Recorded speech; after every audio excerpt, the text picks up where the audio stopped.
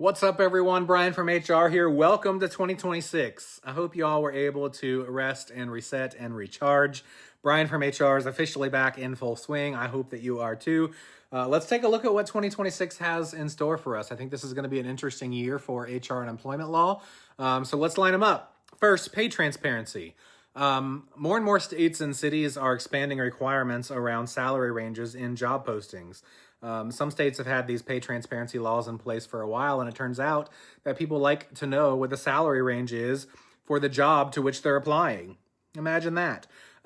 Those internal equity conversations and reporting structure requirements and things surrounding pay transparency, I think, are finally stepping it up in other states as well. So if your communication around compensation isn't clear, consistent, and defensible, I encourage you to take a look at that because this is a year, I think, that it gets tested a little bit.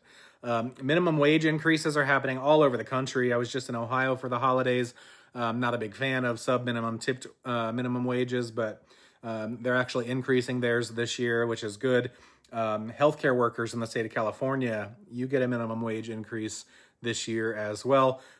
Classification audits, overtime scrutiny, independent contractor rules, they all continue to evolve and expand year over year. So, payroll errors are still one of the fastest ways to lose trust and invite lawsuits. So step it up. Paid leave expansion. Turns out humans also require paid time off.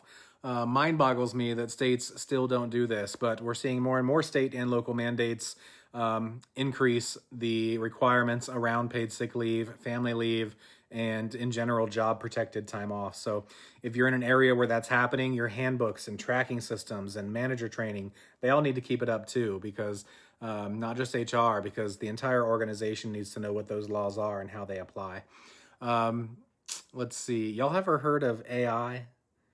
I don't think it's optional for us anymore to tap into it a little bit, but I expect to see some increased attention on how AI is used, particularly in HR and recruiting and hiring and screening and performance management, but also in general throughout the business and decision making, because bias and transparency and accountability, those are all compliance buzzwords, and leadership needs to understand how they work within the context of AI. Here's my 2026 takeaway.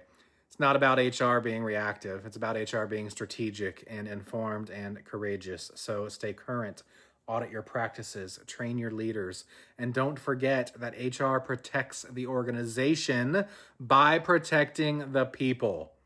Let's make this year count, y'all. Have a good one.